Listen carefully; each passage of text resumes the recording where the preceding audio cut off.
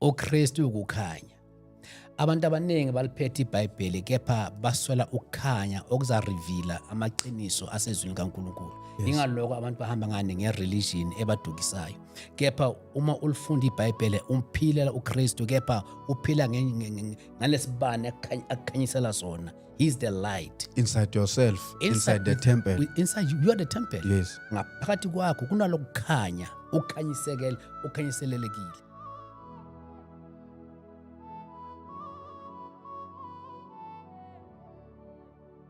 Asibingelele babukele emakhaya onibingelelayo ubheka inkosi wakwambatha. Yebo sibuyile impela lapho sizoqhubeka nochungechunge lwethu la sambula khona uKristu from the Old Testament, but then to be specific from the Old Testament namhlanje siku Exodus 25 la sibona khona uNkulunkulu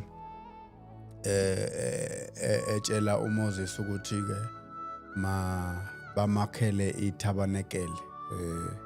Kukhona izinto ezibalwayo lapho ukuthi maye elakha itabernacle kufanele ukuthi enze isiqiniseko sokuthi ziba khona. So kulezo zinto lezo sizokwazi ukubheka ukuthi mhlawumbe kulezo ndawo nasikwazi ukumbona uKristu akaveli yini. Uma ngabe ukuthi uyavela sizobe sesiyakutshela ke ukuthi ngalendlela nangalendlela siyamthola evela.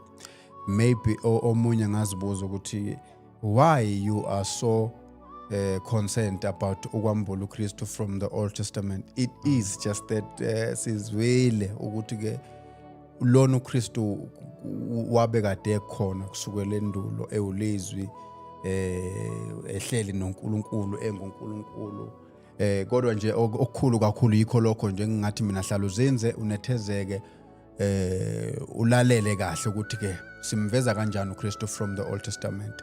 Angihambi ngedwa ke ngihamba nobaba uMahlangu. Ngingakubingelela ngikwamukele baba ohlelweni lala ekhaya kweNew Move of the Holy Spirit. Siyakwamukela futhi siyathokoza ukuthi impela ukhona. Siyabonga mfowethu manje bonke kakhulu ngibulise abalaleli ekhaya nababuki bonke. Mina ngumfundisi waKwaMahlangu ngibuya ngisePitori. Kuyintokozo kimi ukuthi ngibe naleli thuba lokuthi ke simbone uKristu ngoba yonke into embhalweni kusukela kuGenesis ukuya kuRevelation ikhuluma ngomuntu oyedwa uKristu. Imfihlo nayila ekutheni ukuze umbone uKristu ku-Old Testament kufuneka uthole izibuko amagogolos. Lezi buko lezi uzithola eTestamenteni elisha. Manje uya eTestament elisha uthola izibuko bese uzobuka ngazo ku-Old Testament then uzomthola. Yes, siyabonga kakhulu baba, siyathokoza. Maybe just not to waste time ukuyiqala nesingene kuyo Nkosi yami uNkulunkulu onamandla siyamnxusa ukuthi impela namhlanje uKristu makavele kunciphe thina. uKristu makavele ukhazimulisa wena emazulwini. Moya ongcwele kaNkulunkulu siyamema nangalesi sikhathi ukuthi hlala nathi kulomsebenzi sizowenza namhlanje. Wonke umuntu ozosibukela kungabe yize nje ukusibukela kwakhe, kodwa uma esibukelile kuba ukuthi empilweni yakhe kuzoba nomehluko ukwazi ukumbona uKristu, ngoba sizwile ukuthi uma eke wavela noma uma eke wambulwa uKristu bonke abambukayo kusukela enkazimulweni kuye enkazimulweni bayaguqulwa. Namanje ke thatha leli thuba mongcwele ulisebenzise ukuzambula nokuzibonakalisa ebantwini nokusikhazimulisa abantu bakwazi, abantu bakubone ube uNkulunkulu wabo nangalesi sikhathi. Singena khona la khona mfundisi uNkulunkulu ekhuluma noMose especially kuExodus la 25 iverse engilithandayo ukuthi mhlawumbe singaqala kulona uverse 8 uthi mabangenzele indlu engcwele ukuba ngihlale phakathi kwabo. That itself iyasithumela ekuthenini mhlawumbe sikwazi ukuzithola sesimbona uKristu because sizwile noma sike sezwe into yokuthi uNkulunkulu amongst his people. That itself egameni lakhe uJesu elithi ungu-Emmanuel elisho ukuthi ngokukhunyushwa uNkulunkulu unathi. What then we can say mhlambe ngokwambula uKristu kule ndawana ethi uNkulunkulu kuMoses isho kubantu ukuthi mabangenzele indlu engcwele ukuba ngihlale phakathi kwabo. Uma ngabe kukhona mhlawumbe ongakusho kuleyo ndawana le sizokwazi ukudlulela lapho khona ke mhlawumbe sesiqala sibheke indaba yomphongolo and all that okusendlini le uNkulunkulu athe uMoses abantu mabamenzele yona, but first sibheke nje into yokuthi ke imveza kanjani uKristu lena yokuthi athi uNkulunkulu kuMose yithi labantu mabangenzele indlu engcwele ukuze ngikwazi ukuhlala phakathi kwabo. Nanga uNkulunkulu simbona manje kuyisidingo kuye ukuthi ufuna ukuhlala phakathi kwabantu bakhe. Amen. Injongo yokwenza iTabernacle okuyiloko ukuthi uNkulunkulu ahlale phakathi kwabantu. Uqeda ukukhuluma indaba ebaluleke kakhulu na Emmanuel. Legama elithi Emmanuel lihlukaniswe kathathu. In man El means God. So emntwini kuhlala uNkulunkulu. Ngaye amagama lo mphongolo lo unguKristu. Ngendlela umuntu angambona ngayo. So uma uNkulunkulu athi kuye ngiyakhela umphongolo, the next verse ithi uyakhe ngendlela mina engizokulayela ngayo. Ungenzi iphutha. Angifuni umfana wami noma indodana yami iyakhe ngendlela okungasiyiyo. Waziwa yimi. Ngizokutshela ukuthi uyakhe kanjani. Ibonisa uKristu kahle ngendlela ozoyakha ngakhona nama measurement akhona. Ngizokunika mina ukuze ibonise indodana yami ngendlela mina ngiyazi ngayo. So ngamanye amagama ialtare inguJesu qobo, ngoba uma uJesu ekhona lithi iBhayibheli lapha kuJohn lithi sabona inkazimulo yakhe ahlala phakathi kwabantu. God tabernacles among people. Yiyo le ndaba ukuthi ialtare uJesu qobo. Tabernacle. Mhlawumbe uqhubekela phambili babukele emakhaya, ngiyacela ukuthi uhlale nathi uzinze unethezeke. You are free to leave your comments ku comment section. Sizwe ukuthi ke wena uzwani ufundaphi ubuzani. Please make no mistake, you subscribe on our YouTube channel. Mhlawumbe uqhubekela phambili baba sithola then ke uNkulunkulu usekamtshela ukuthi ke kuleli tabernacle yakha umphongolo wesivumelwano. Umphongolo wesivumelwano. Uma ngabe kukhona into esingayifunda ekuthenini nje etabernacle we get umphongolo wesivumelwano. Angazi ukuthi ungasifundisani umphongolo ialtare ngithi. Yes. Okay. Asiqala lapha ku verse number 10 number 10. Yes. Ukuyifunda mfethu. Bayakuwenza umphongolo ngomuthi womtholo, ubude bawo bube izingalo ezimbili nengxenye, ububanzi bawo bube ingalo nengxenye, nokuphakama kwawo kube ingalo nengxenye. Amen. Manje ngesizulu ithi iyangihlula ngesizulu kodwa ngesilungu ithi acacia wood. Acacia wood. Acacia wood ikhuluma indaba ye-durability. Ukuthi lento ozokha ngayo into engeke iphele. Into which is not corruptible, ayiboli. Siyamazi uJesu ukuthi walaliswa emathuneni. Wavuka ngosuku lesithathu angana kubola. Isho into engaphazamiseki. Ayiphazamiseki, is not corruptible, ayiboli, and is durable. So siyamazi ukuthi uJesu kahle kahle uNkulunkulu ongenaqala enganasiphetho. Is durable. Athi ngifuna uyakhe ngento engaboli ebonisa indodana yami engeke iphele iyaba huye kunaphakade. So lo mphongolo lona uyasibonisa ukuthi kahle kahle sekuthi umphongolo le tabernacle iyangibonisa kahle kahle ukuthi uJesu lo okukhulunywa ngaye ukuthi wakhiwa ngani ngento edurable, ngento enganakuphela. Acacia wood. Ngisizula ngathi kunegama sengiphethe lesingisi manje. Number 10 ufundeka kanje ngesilungu. Have the people make an ark of acacia wood. That's it. A sacred chest 45 inches long and 27 inches wide and 27 inches high. Overlay it inside and outside with pure gold. I like that. And run a molding of gold all around it. Now look at this. uNkulunkulu uhlakaniphile. La lento niyakhayo Mose. Indodana yami angifuni iphutha. Into oqala igodo enakulisebenzisa bangabi igodo elibolayo. Ngoba indodana yami ayiboli, ayinakubola. Yes. namathambo ayo ngeke aphule. Yes. Number 2, bese uyindlalise noma overlay uyindlale ngegolide. Yes. Isho ukuthini igolide eBhayibhelini? Igolide eBhayibhelini likhuluma irighteousness, Okay. ubulunga. Okay. Igodo likhuluma umuntu. Yes. Uthi uNkulunkulu, thatha legodo ngaphandle nangaphakathi Yes. ulimbathise ubulunga. Kusho Yes. ukuthini lokho? Kusho ukuthi mina ngendodana yami ngiyonenza abalungileyo, ngiyonimbathisa ngaphakathi nangaphandle ngegolide ngokulunga. Yes. La uJesu qobo lwakhe. Uma usindiswa, lo Jesu wokulunga ungena ngaphakathi kwakho futhi ungaphandle kwakho. Yes. Njengoba ungathatha ibhokela lamanzi, ulithela amanzi ngaphakathi, ulifake ebhawulini lamanzi. Yes. Kunamanzi ngaphakathi, kunamanzi ngaphandle. UJesu unjalo masimbatha thina. Simbethe igolide ngaphakathi ubulunga nangaphandle silungisiwe ngani ngale golide kunguJesu. Amen. So konke lokhu is about Jesus.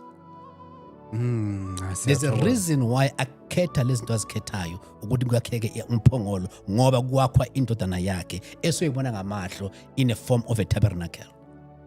Yeah, kuyezwakala baba. Amen. And then also when we continue, we hear that uNkulunkulu athi ke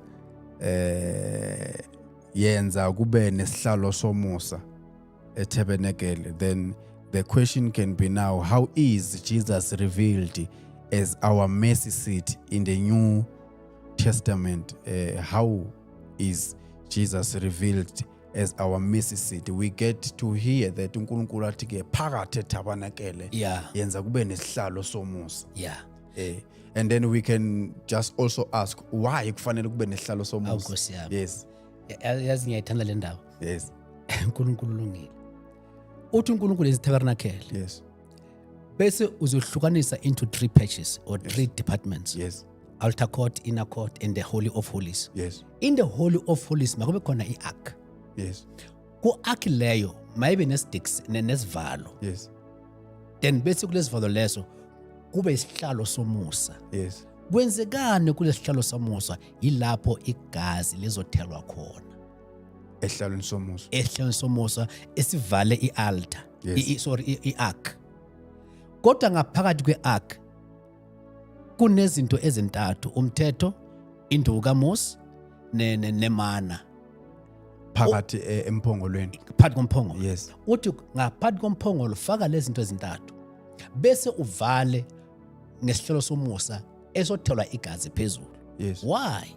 Ukwenzela ukuthi mina nguNkulunkulu ngingaboni lemthetho ebawuphula. Yes. Ngingaboni lemana ebayala. Yes. Ngingaboni leadership yaka Aaron engabanika yona ebayala. Ngibone nje igazi elivala izono zabo. Yes. Igazi lewundlu. Igazi lewundlu. Then make an ark cover the place of atonement from the pure gold. It must be 45 inches long and 27 inches wide. Then make 2 cherubim from hammered gold and place them on the 2 ends of the atonement cover. Mold the cherubim on each end of the atonement cover, making it all one piece of gold. Kulezo ndawana lezo nje just to ukuveza ukuthi iMercy City kwakubekwe ini kuyona. Yazi into engithandayo uNkulunkulu wami ukuthi akekho uNkulunkulu ohlakaniphe njengalo uNkulunkulu simkhonzayo. Yes. Kule Mercy City le ubeke ayenze umfanekiso obo cherubim. Yes. Cherubims kahle is what we call people who are protecting God's righteousness. Yes. Manje ubeke bona babheke towards the blood eliphezulu kweMercy Seat. Yes. Bese ngapha nangapha. Ngapha nangapha. Yes. There are 2. Now ku-New Testament we see the same thing. Esiphambanweni. Yes. Uma uJesu evuka. Yes. Kasuswa itshe. Kahlala izingelosi ezimbili. Okay. Zongamele lomzimba owaye uyisihlatshelo. Yes. Lento eyenzeka lapha kweExodus loyifundayo manje. Yes. Yes. Which means konke lokho is all about Jesus. Omunye engathi uma kuthiwa uJesu uzele akazelanga ukuzochitha uzele ukuzoyigcwalisa imibhalo. It is not meaning ukuthi akazelanga ukuzosusa amasiko kodwa uzogcwalisa kuona, no. But then ilendlela esingathi baba le oyishoyo iyona ndlela yokugcwalisa umbhalo le ukuthi la evuka khona noma evuswa khona kwahlala izingelosi zimbheke lo mhlatshelo, zibheke uKristu, zibheke iMercy Seat la kunegazi lakhe khona, njengoba kwakwenzeka kuTabernacle. Yes. Kunabo cherubim ababili. Yes. Uma uAaron athela igazi zijabulele legazi, Yes. ukuthi izulu lijabulile, ukuthi izono zabantu zivaliwe for only a year. Remember now ukuthi igazi imihlatshelo in the Old Testament, it was a forgiveness unyaka kuphela. Yes. Kepha uJesu uma azovuka kunezingelosi afeza lo mthetho kaMose. Yes. Eziwongamele ithuna lakhe zibheke kulomzimba noma legazi elachitheka, izulu lijabulile ukuthi ngempela umhlatshelo wentethelo lezono zabantu sowenziwe. So Jesus was fulfilling all that law because umthetho ufuna ijustice, and uJesu wenza ijustice. Kukhona nomunye umbhalo otholakala kwabaseRoma 3:25 ofundeka kanje. Yeah. For God presented Jesus as the sacrifice for sin. Jesus. People are made right with God when they believe that Jesus sacrificed his life, shedding his blood, and sacrifice shows that God was being fair when he held back and did not punish those who sinned in times past. For he was looking ahead and including them in what he would do in this present time. God did this to demonstrate his righteousness, for he himself is fair and just, and he makes sinners right in his sight when they believe in Jesus. He makes sinners right. Yes. Uma bekholwa. uJesu. Hayi ngokwenza kwabo. Yes. Bakholwe lento uJesu ayenza. Wagcina umthetho wonke. Wawufezakisa. Yes. Manje thina silungiswa ngani? Ukuthi sikholwe uJesu. uJesu. Phela.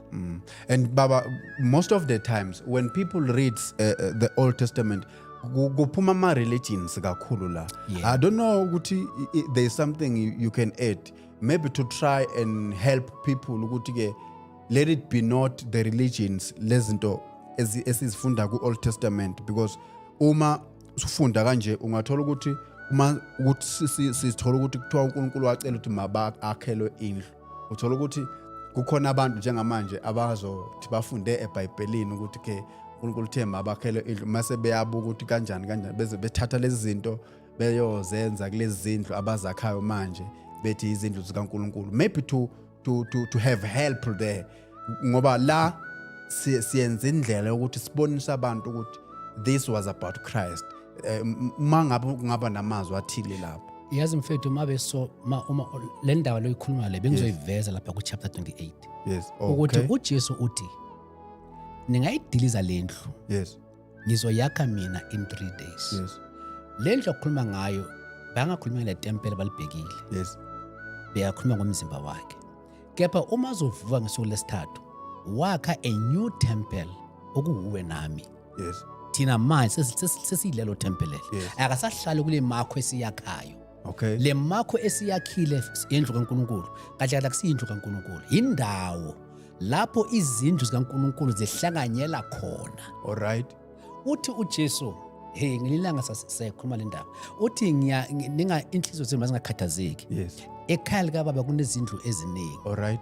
Lezi zindlu akhuluma ngazo yithi. Yes. We are the house of God. We are housing God. Yes. Siyitempeli likaMoya oNgcwele. Yes. uNkulunkulu akasahlali. Ingaloko ikhetheni ladabuka. Okay. uNkulunkulu aphuma eTabernakheleni eza enhlizweni zabantu. Yes. Maybe to continue from Exodus 25, Yeah. verse 33.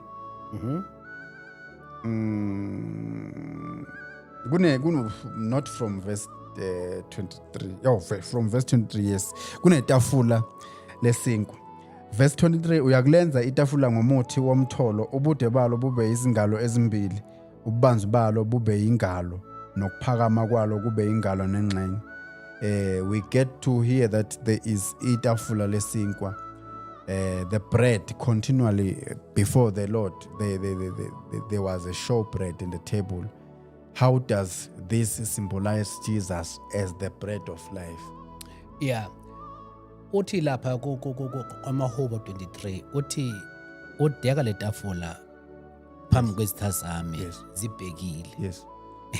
Le verse ngiyayithanda ngoba isho ukuthi uma unganazitha nje uthola itafula. Kodwa ke ulaka in their presence. Yes. So now kahle lana is symbolizing a provision kaNkulunkulu.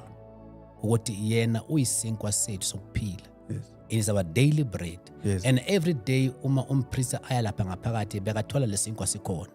And the purpose of the bread was to provide for the priest, because priest bakasebenza lapha 7 days angaphumi. Yes. Therefore it was the purpose of the bread was to provide. It's a symbol yokuthi uJesu uyisinkwa sethu sokuphila. I'm the bread of life. Bese athi lapha kuJohn 6 athi I am that manna that came from heaven. I am that bread. Yes. Bayidla bona bafa kepha mina ngisinkwa ozathi mosidlile bese uyaphila. Maybe to read from John 6 chapter 35, from John 6 verse 35, Jesus replied, Yes. I am the bread of life. Amen. Whoever comes to me will never be hungry again. Whoever believes in me will never be thirsty. But you haven't believed in me even though you have seen me. However, those the Father's given me will come to me. I will never reject them. What we can learn here, because we are told ukuthi uNkulunkulu wathi Mose makalenze ithabanekele kube nomphongolo, then now sithola kuba ne Mercy City, now sithola kuba netafula lesinkwa. Uthe baba we are the temple of God, and inside the temple the uNkulunkulu athi ke isinkwa noma itafula lesinkwa must be there inside the temple, as we are the temple of God, or the temple of the Holy Spirit. What you can say regarding ukuba nesinkwa sokuphila phakathi kwethu? Yes. Yes. Lesinkwa lesi is not a physical bread lo ithenga esitolo. Yes. Ile hunger in the spirit. Yes. Othola ukuthi umuntu uyahamba kepha akayitholi le satisfaction. Yes. Waqeda ukukhuluma ngereligion. Ireligion ayimsuthisi umuntu. Yes. Umuntu usutha makafika kuJesu. Ihanga iyaphela, indlala iyaphela. Uthi kumfazi umSamaria kube bowazi ukuthi ukhuluma nobani, bozocela mina ukuthi ngokunikela amanzi. Mina nginamanzi ozathi mawuphuma waphuze soziwome futhi. So uma sifika kuJesu ayisekho into esiyifunayo in our spirit, siba nesatisfaction. He's that bread esinika inner peace, esinika a spiritual peace within us. We stop hungering for anything. Kappa religion is man searching for God. Yes. But we're not in a religion, we're in a kingdom. There is a difference between religion and redemption. And Yes. redemption uNkulunkulu ehla No, redemption. uzosaphula. No. Redemption simply means to buy back. Ukuthenga futhi into ekulahlekela.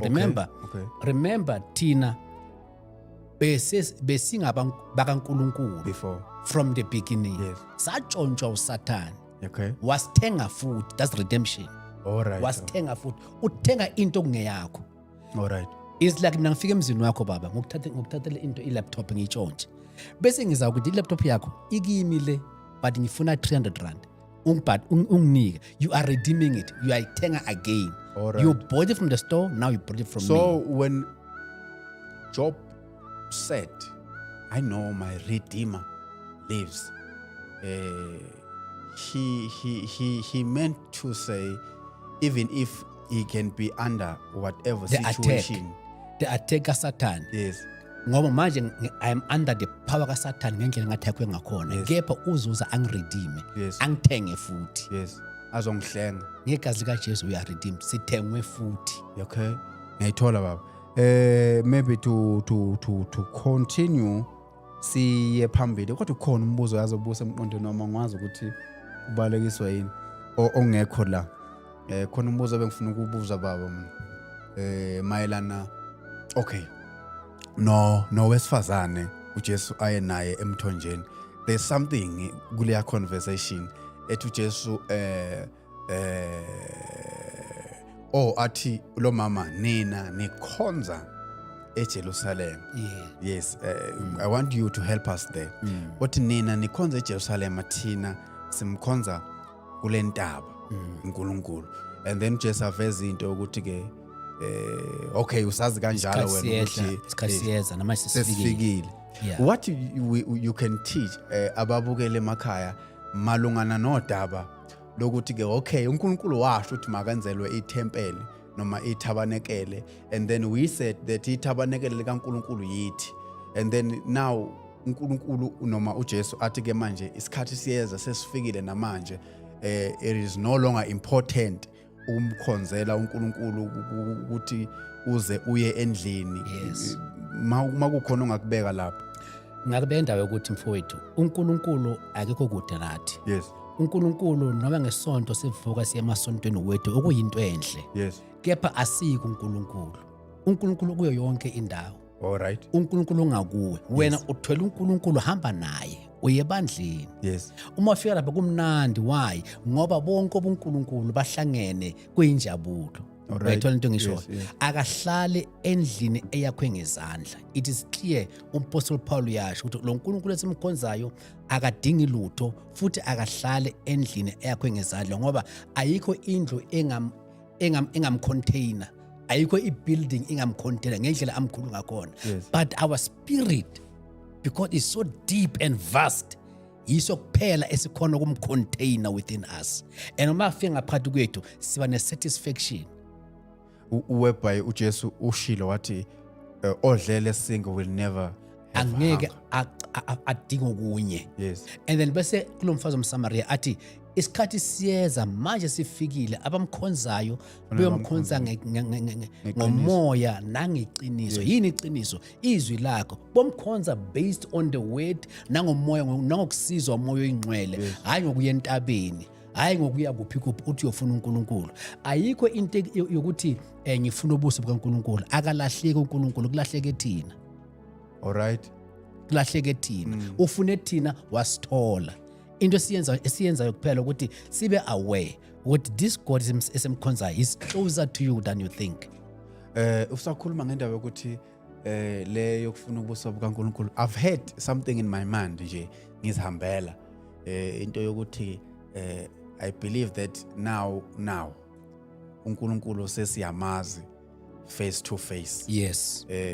Angazi noma bengi right noma benginjani. I've just thought it bengisendleleni ngibuye emsebenzini ukuthi uNkulunkulu now sesiyamazi face to face. How?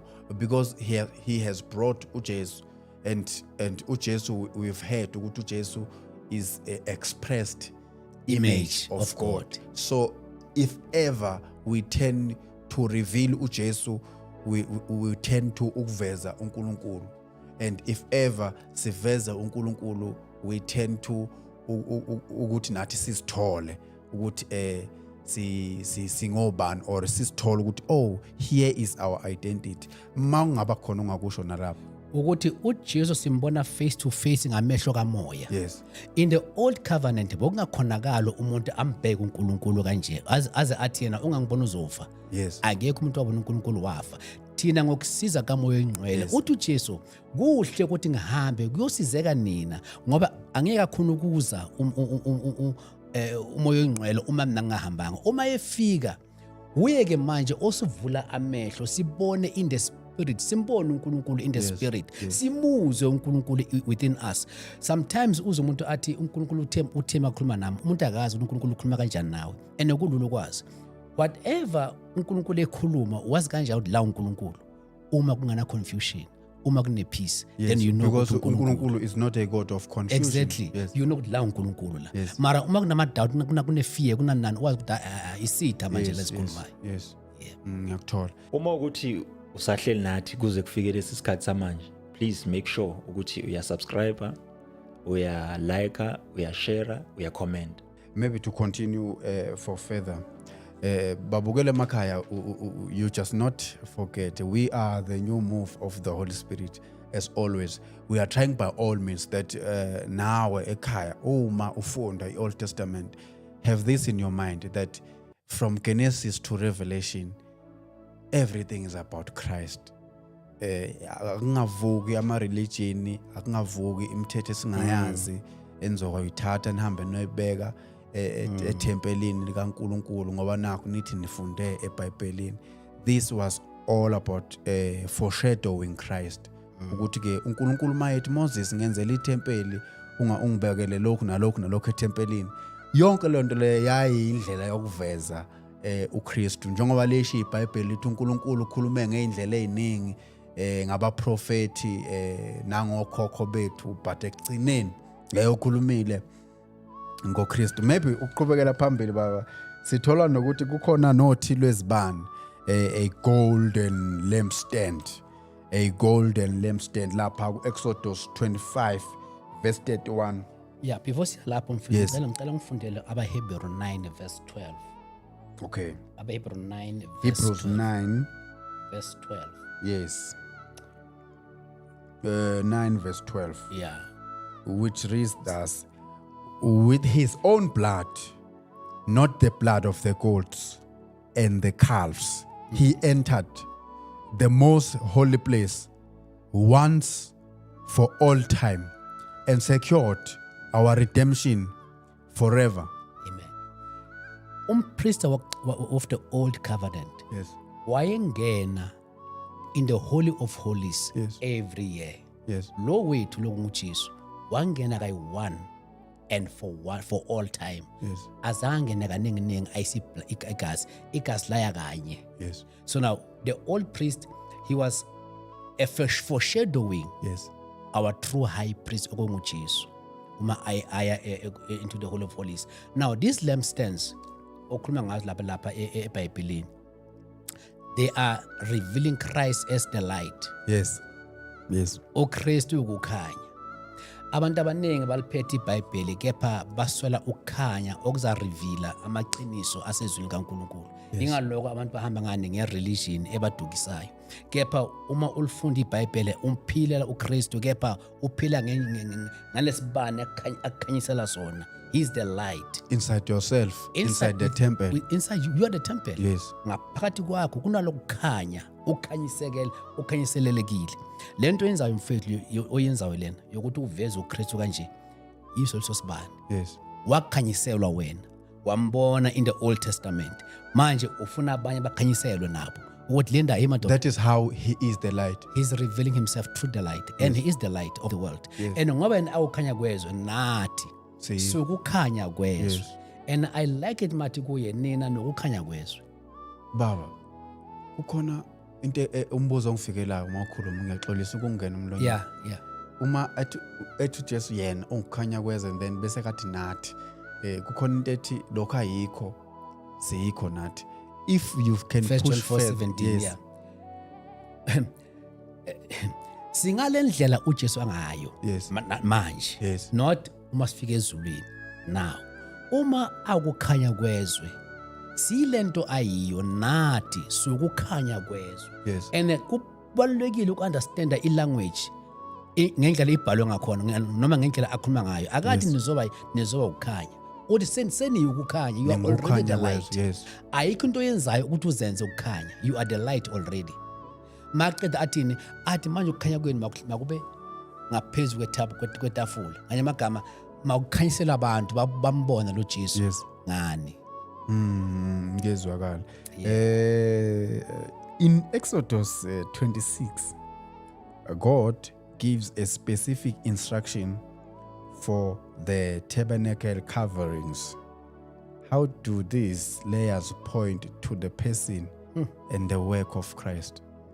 Yeah, manje la si ngifuna kuya khona 26 In Exodus 26. bheka masinyane. Forget not to leave your comments on your comment section. Forget not to like and share the link to your family, to your classmates. Please, ngiyacela ukuthi ungakhohlwa ukubeka wakho umbono ubaluleke kakhulu. Singathokoza kakhulu uma singezwa ukuthi ke kuyakusiza na esikwenza lapha, uyamvela na uKristu, ngoba kuyinhloso yethu enkulu ukuthi sikuzame ukuthi uKristu avele from the Old Testament. Mhlawumbe siqhubeke baba uma sewutholile. Kunamakhala uNkulunkulu akhuluma ngayo la kule ndaba lena ama coverings. Yeah. Yes. Amakhala amathathu.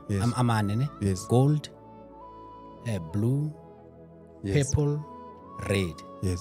Now, la makhala la, they've got spiritual meaning. I-gold isikhulume ngayo ekuqaleni sathi ikhuluma ukulunga, righteousness. Yes. Bese the second color is blue, means definition, ubunkulunkulu. Yes. Ubunkulunkulu, color blue. Color red means humanity, umuntu. Okay. Color yesina yini purple. Yes. Purple is color ye royalty, ubukhosi. All right. Royalty.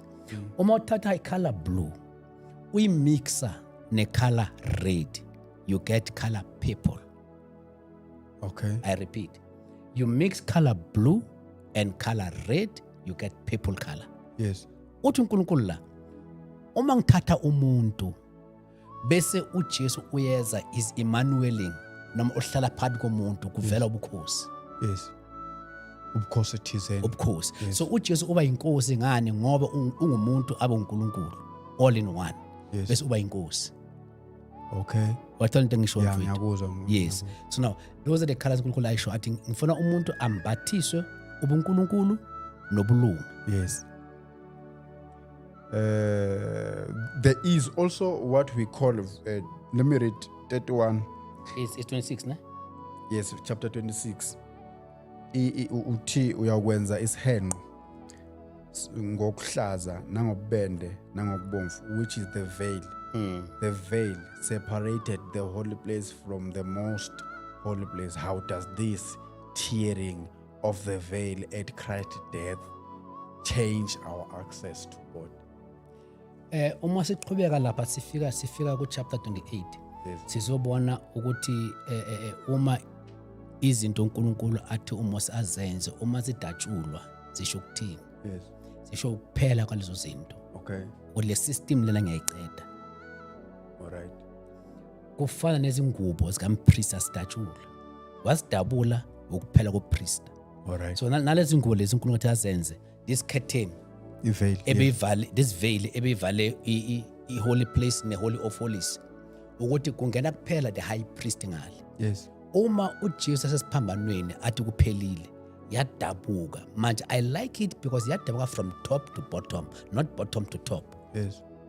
Ngobuhlakani kwaNkulunkulu ayenzela ukuthi kwazeke ukuthi akusomuntu oyidabulile, idatshulwe yimi from top to bottom. Yes. Ngiphuma from the tabernacle ngiyohlala ezinhlizweni zabantu manje. All right.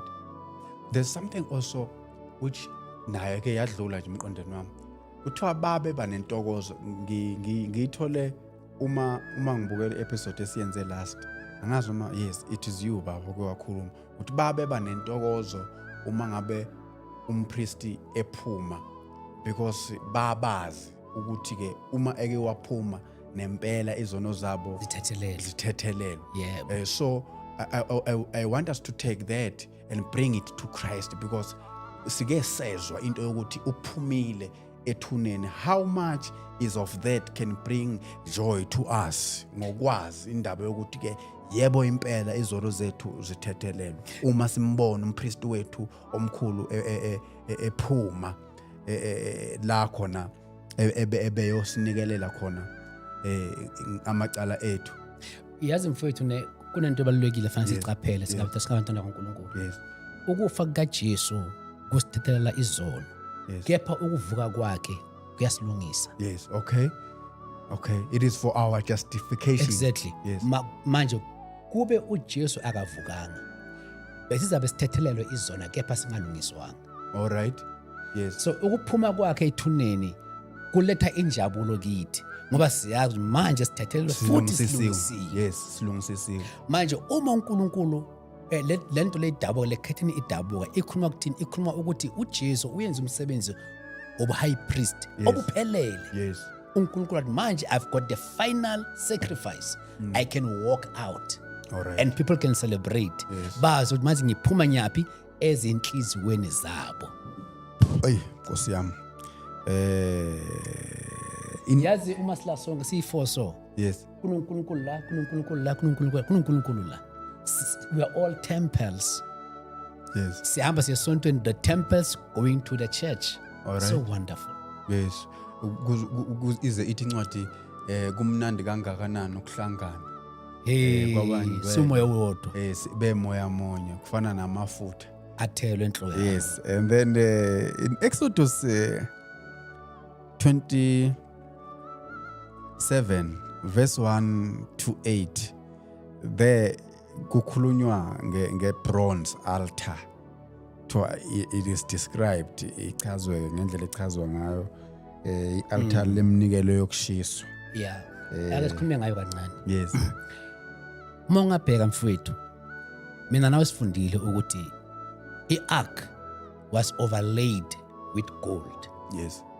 But i-altar is overlaid with bronze. All right. Kunomehluko lapho. Yes. I-gold ikhuluma ini? Ukulunga kwethu.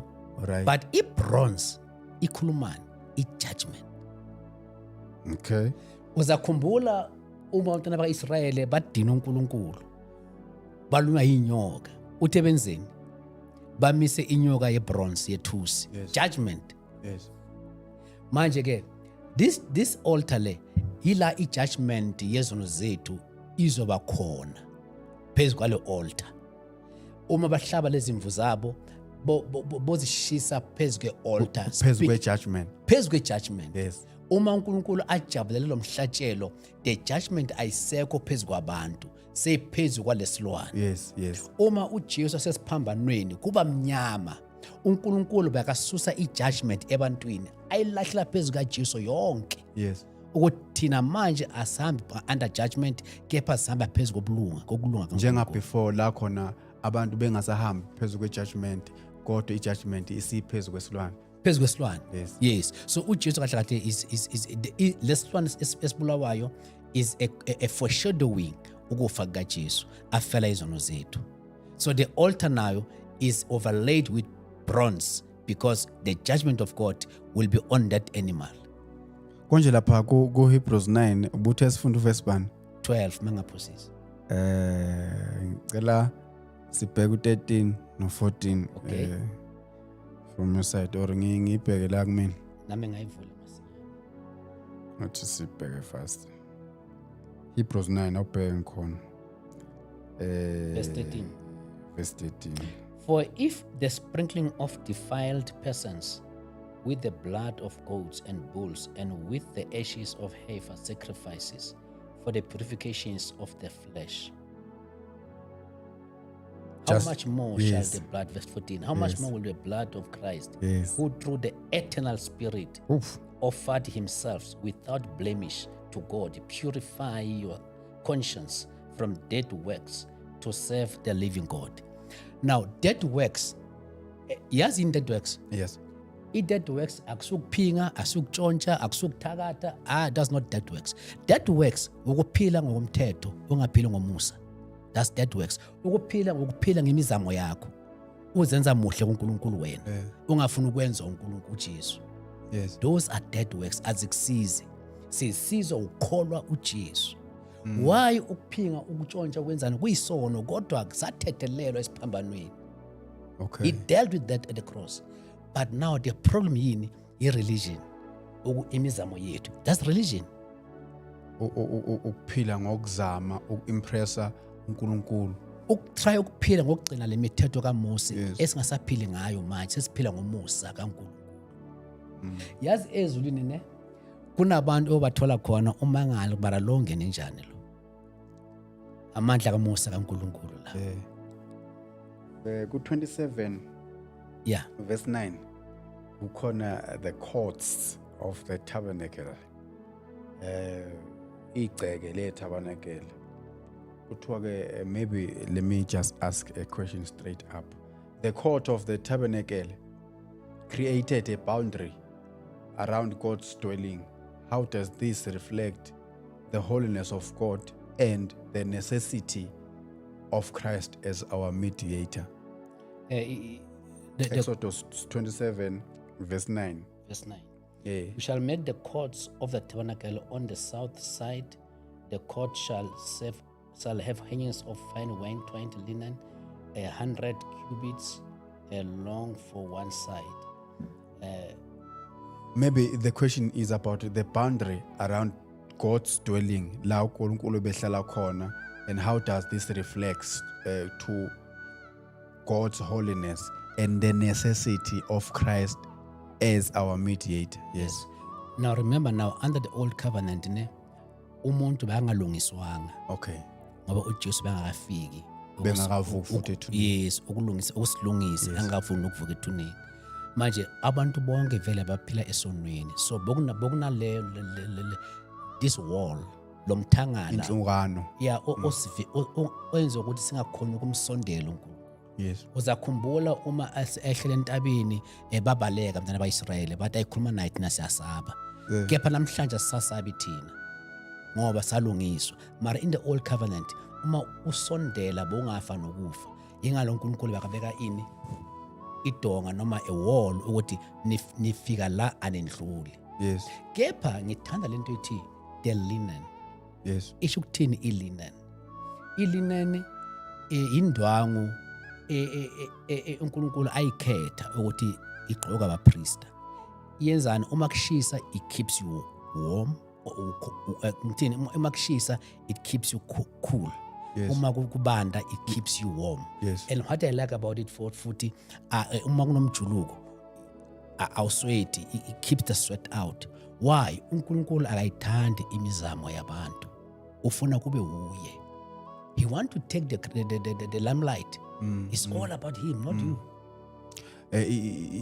He cares too much about his glorification. Exactly. Yes. Remember mfethu uma uwenza ngemizamo yakho. Yes. Inkazi muleza kuwe ngoba kuzame wena. Mara makuNkulunkulu iyakuya ngoba kuyo yedwa oyenzile. Inhloso yethu enkulu ukuzama ukuthi ke uKristu avele. There are verses avelile asithumela ukuthi sibuyele emuva sikwazi ukuthi sibuke nani from the Old Testament la khona sibheka ukuthi uKristu akaveli na uma evelile siyazi ukuthi kwenzakalani. We are Christocentric. We are just exalting Christ. Senza indlela ukuthi ke simveze emkhulu, senza indlela yokuthi ke nawe ukwazi ukumbona ekhaya. Ngiyacela ukuthi uyamukele lendlela yokufunda yokubheka yena from the beginning up to the end, as he is Alpha and the Omega. Uyatholakala ekuqaleni kanjalo nasekugcineni. Ngiyacela emakhaya ukuthi ke mbukeli ungakwenzi ize lokhu ukuthi uyibukelile le episode kodwa ukuthatha ukufaka enhlizweni yakho nawe la khona ufunda khona, uthatha iBhayibheli lakho ufunde uyibhekisise lezi zinto esizikhulumayo. Uma ngabe ukuthi unembuzo ongayibuza mhlambe la ongasiqondi khona, uyayibhala leyo mbuzo usibuze sikwazi ukuthi sibheke ukuthi singakuphendula kanjani. Kodwa nje engifisayo ukuthi ke sonke sikwazi ukubona uKristu kusukela ekuqaleni kuze kuyofika ekugcineni. Mhlambe baba nje kukhona izinto engingalokho ngiphindela kuzo kancane ukuzama ukuthi ke siqedele nasi isikhathi sethu la.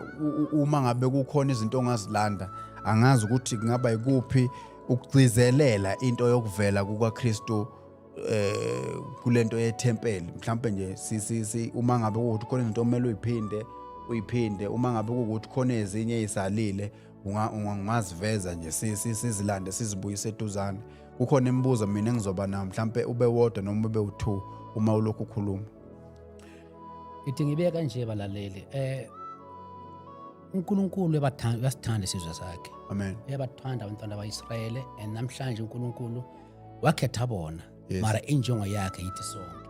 Yes. Manje ngale temple ebebalakha abantwana bayiSrayeli, uNkulunkulu athi balakhe ambone tabernacle, it had 3 divisions. Kune outer court. Yes. Ila kuza nobani. kunomsindo lapho. Yes. Why? Abantu bezaphethe izimbuzi zabo, omunye uphethe ijuba, omunye uphethe ini, kuyaraswa nje lapho. Yila uJesu wafika khona wakhaba izinto athi nathengisa nezindlu kababa indawo yani yentswelaboya. Yes. Bese kuba khona i-inner court, yilapho abapriest bangena khona. Bese kuba khona i-Holy of Holies, la ngena khona umuntu oyedwa, the high priest, angena once a year for atonement. Atonement means ukuthethelelwa izono for a year. Yes. Manje legazi lezimbuzi lezimvu noma yini le belithola lapha, belingakhoni ukususa izono, belikhavara izono mali zingasusi, just covering. Kepha uJesu waba umhlatshelo, the final sacrifice, elasusa izono, hayi covering sins, yazasusa izono forever. Even John said that, behold the lamb that who takes away yes, the sins of the world. yes, Now our sins are taken away. Into esingakhona ukuyikholwa leyo singabantwana baNkulunkulu. We still think ukuthi sinezono phambi kaNkulunkulu. No, once you are born again, all your sins are taken away. zathathwa ngomhlatshelo, the perfect sacrifice esakhona ukususa izono. And what I like about this sacrifice ukuthi sathatha izono zakho zayizolo, zanamhlanje, zakusasa, zisusiwe zonke. yes.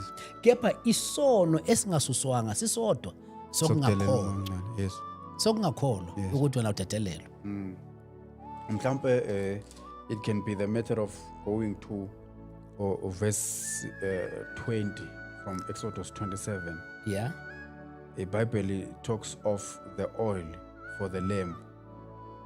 It is commanded to burn continually. How does this relate to the ongoing work of the Holy Spirit in believers' lives? Yeah. I-oil ku Testament lakudala likhuluma umoya oyingcwele. So umoya oyingcwele siza kukhumbula ukuthi uJesu wathi ngizonilethela omunye umduduzi Yes. ozohlala nani kuze kube naphakade, yes. forever. Yes. Uzoshisa lakini he'll burn within you forever. Angacishi. Angeke akacishi. Namanje nje uyakhanya. Inkinga ukuthi thina we are not aware. Kepha yena uhlila Ukhanya, yes. ukhanya. And lifundeka kanje naleli verse from Exodus 27. Lithi wobayala abantwana bakwaIsrayeli ukuba balethe kuwe amafutha emnqumo agxotshelwe ukukhanyisa ukuba izibane zivuthe njalo njalo. Yep. Yes. So ngivumelana ngifakazelane nalento ishoyo ukuthi umoya ongcwele is there to keep us burning, to keep the fire burning, because kuthiwa uzohlala nathi kuze kube phakade Forever. Yes.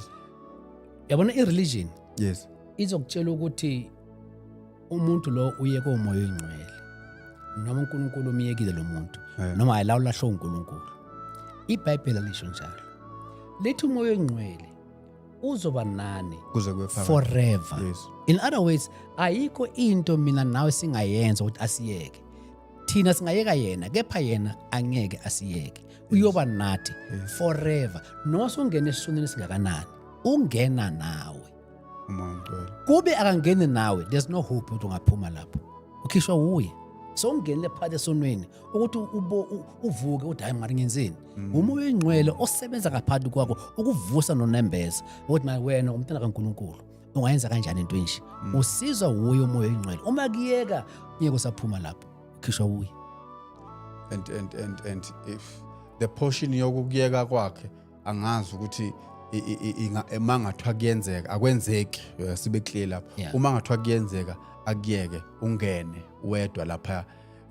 Ukubuyela egameni leli lokuthi uzohlala nani forever kusho ukuthi manje simenza umqambi manga umuntu osho njalo, because Exactly. akusekho phela forever. Exactly. Uma ngabe esekuyekile. Injalo. And nakulena yokukuyeka kwakhe singaphinde sithi ekukuyekeni kwakhe uzobuyela kuwe kanjani, because ukuza kwakhe kithi kwasho uJesu ukuthi ubuyela kuBaba yena ukuze athumele umoya ongcwele.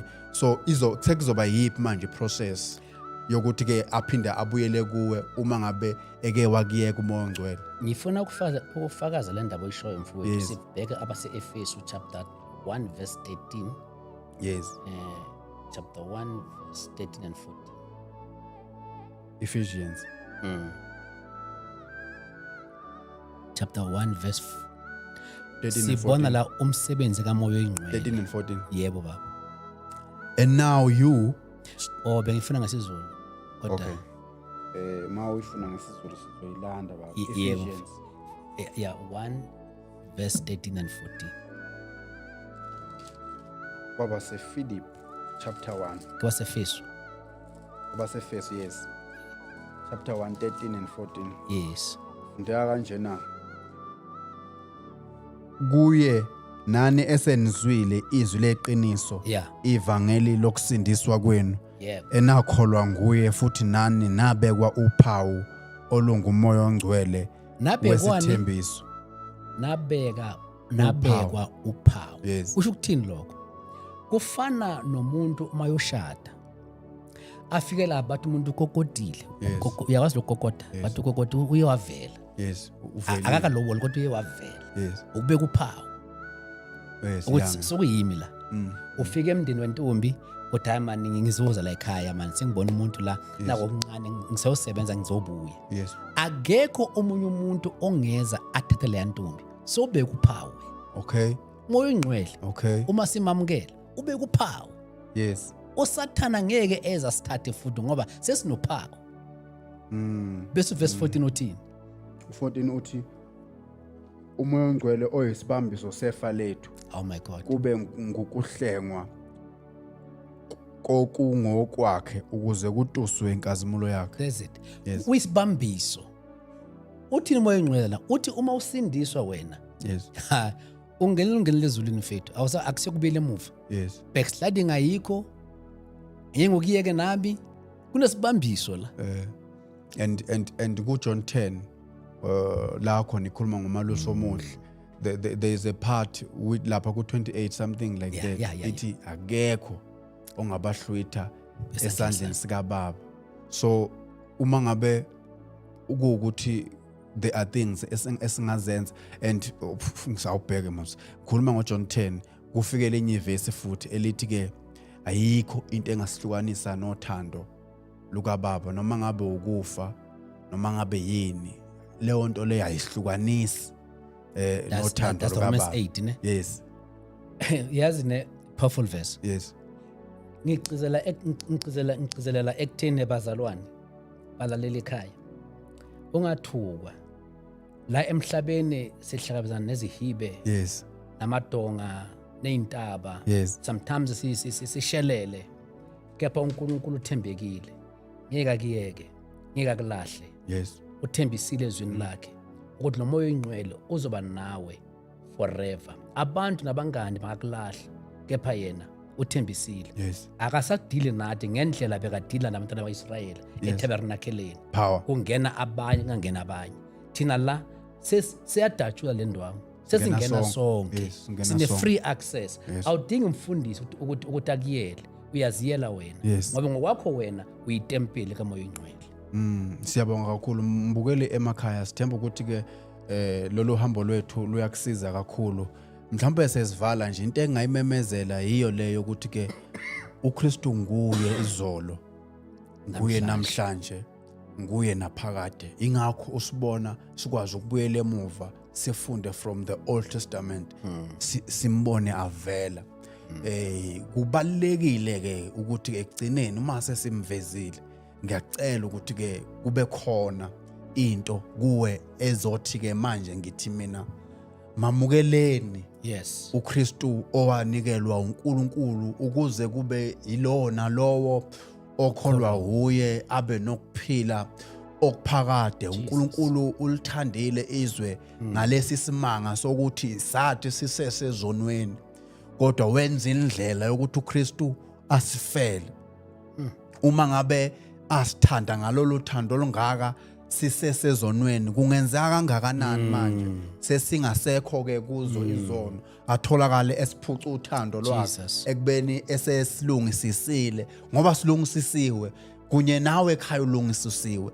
uNkulunkulu uyakuthanda futhi uthando lwakhe alusoze lasuka kuwe noma ungona kangakanani. Uthando lwakhe uNkulunkulu lubanzi lujulile lungeze lwasuka kuwe. uNkulunkulu uthando lwakhe lukhona naphezulu kwempilo yakho. Ngiyacela ukuthi umuvume uNkulunkulu angene kuwe, aphile kuwe. Lokhu sike sakuveza ukuthi wena uyithempeli likaMoya oNgcwele, wena uyithempeli likaNkulunkulu. Ethempelini likaNkulunkulu kunyanzelekile ukuthi kube khona isinkwa sokuphila esizohlala ethempelini elinguwe. Isinkwa sokuphila uJesu, isinkwa sokuphila uKristu. Kubalekile ukuthi ethempelini likaNkulunkulu kube khona ilambu okuyi-light lokukhanya kokuphila uJesu. Lelo light lelo elizokhanya unomphelo lenziwa amafutha anguMoya oNgcwele. Ngithi mina mamukele lo Kristu esimveza ngalesi simanga. Siyakholwa ukuthi ke ngaso sonke isikhathi uma nje uKristu eke wavela, bonke abambonayo bayokuba njengalokhu yena enjalo. Ungcwele uKristu, uphakeme, unamandla, ungumntwana kaNkulunkulu. Kubheke lokhu, ukubheke kuluthando olungaka uNkulunkulu asinikeze lona lokuba sithiwe singabantwana bakaNkulunkulu. Maybe until we meet on our next episode. We are the new move of the Holy Spirit. Sicela ni subscribe, ni comment, interact with us in the comment section. Give us ideas of what you want to hear and see from us. And please keep on listening, watching, and supporting us. Siyabonga. Be influenced by God.